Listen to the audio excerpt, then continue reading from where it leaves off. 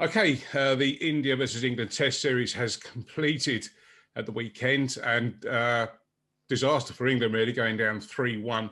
Lots of opinions from all kinds of people, but I thought it would be interesting to get the views of some of the younger cricketers in our area. So joining us from Billericay Cricket Club's under-19 squad, I've got Oscar, Nathan and Callum, who are going to give us their views. So we'll start off with Oscar. Oscar, what did you think of the Test series? Yeah, pretty controversial Test series. A lot of opinions flying left, right, and centre from all sorts of people. But I think it's pretty hard to hide from the fact that England's batting was subpar, to say the least. What do you put that down to? Do you put that down to the batsman not being used to play in spinning conditions, or do you think it was a confidence thing? I think you can't. I find it hard to blame confidence because we did quite well in the Sri Lanka Test, and we played quite well in the first Test. I think confidence would have been quite high going into it, but maybe it is just being underprepared on those quite spinny pitches. Callum, you're a big Australia fan. India came into this series with their tails high after beating Australia on Australian soil. Do you think that was a big factor in India's approach? Well, I think especially the fact that it was in Australia probably had a lot to. It gave them a lot of confidence, probably, and especially Pant, because he played 2 quality innings in the last 2 tests in Australia, and I think you've seen him carry on that form into this series. But also the quality of India's spins is unmatched. Like Patel came in for his first test and took 3 fifers in a row and then a 4fer. I mean that's unreal. And the fact they're not even playing Jadeja, Kuldeep, like their depth in squad is unreal.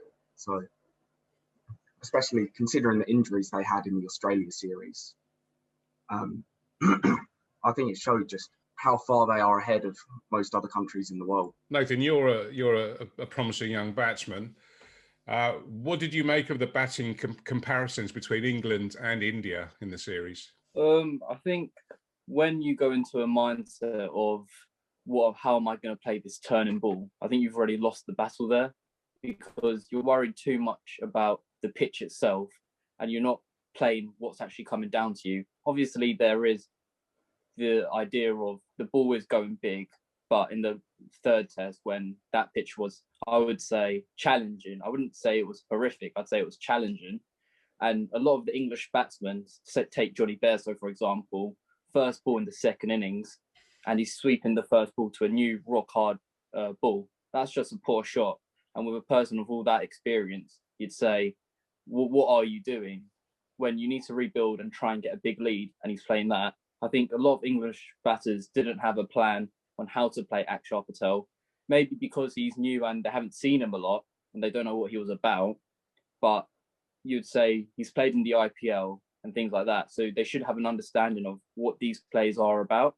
And I think the mindset was poor from the second test to the last. And the only silver lining was Joe Root scoring big runs in the first innings of the test.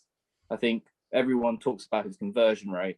And I think this winter he has put that to bed by scoring big runs in 2021 early. Looking at wickets it's funny.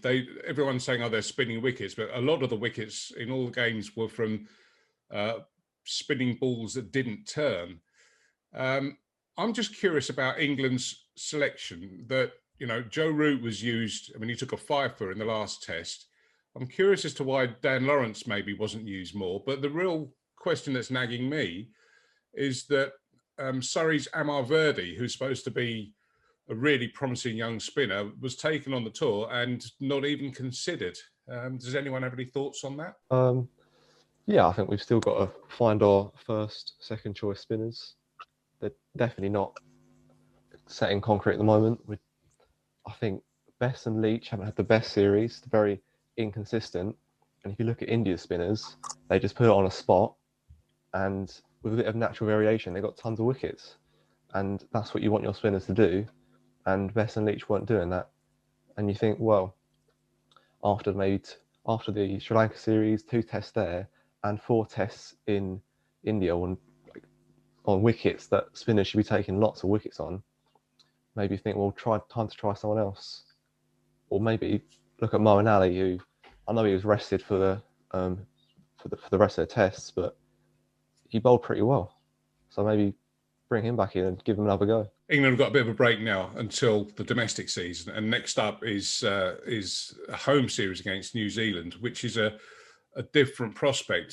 Spin won't necessarily be a bigger part of that, but when we think on home soil, we think of Jimmy Anderson and Stuart Broad. What do you guys think of how they did on this tour and how they should be handled for the rest of the year? I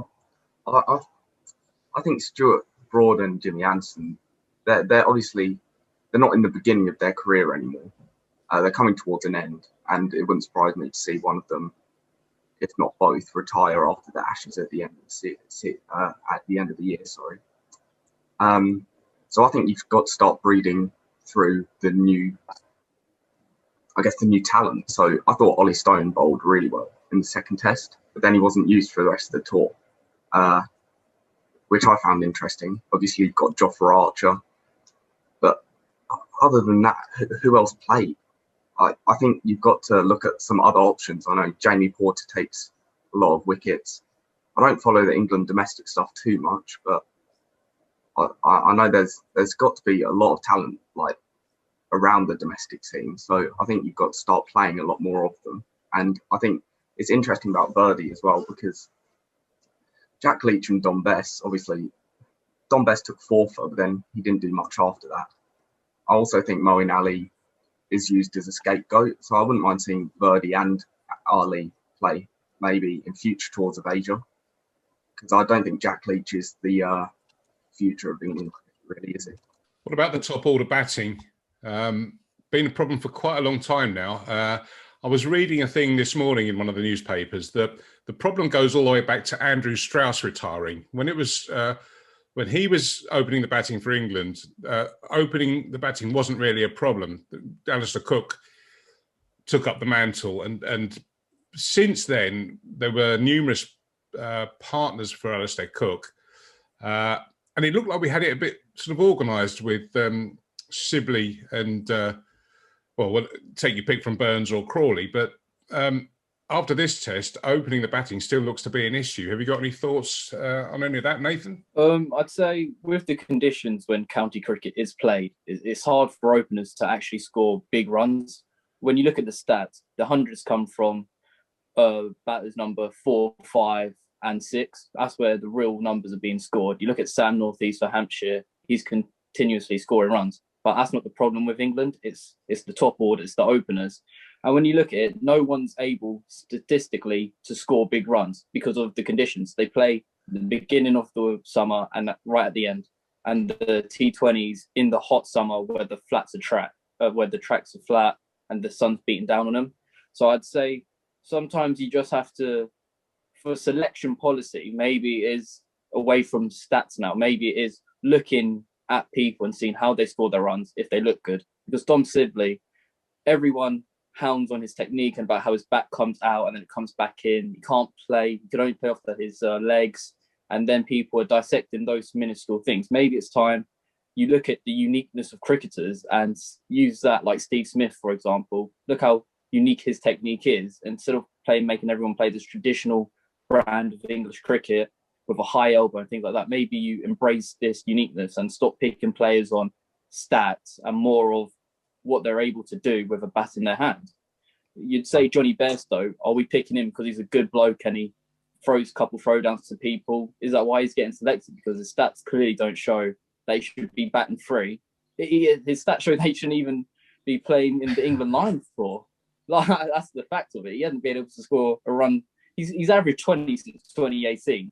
And there's people knocking about like Sam Northeast for Hampshire who could do such a better job. So that's what I'd say. Maybe it's the traditional English game. You move county cricket to the middle of summer where the decks are flat, and you see who scores the most runs. I'd agree, Nath. Especially agree about Sibley as well. Yeah, he's actually done pretty well. I think showed a bit of potential. He scored an 80 odd in the first test. With Sibley, you can see how he's working on his game against spin, especially, and how he's trying to improve.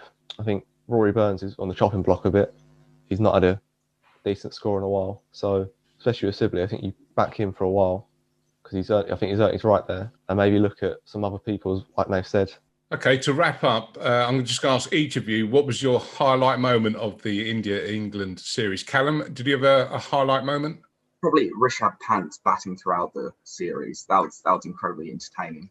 Seeing him carry on his form from the Australia series was quite special.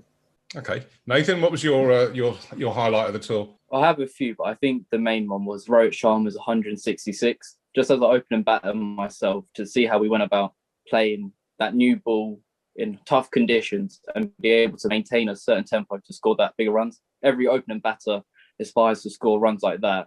And I think some of the English players could actually take something from that and be like, hello, lads, this is how you do play in Asia. Because all the commentators were saying, it's the pitch.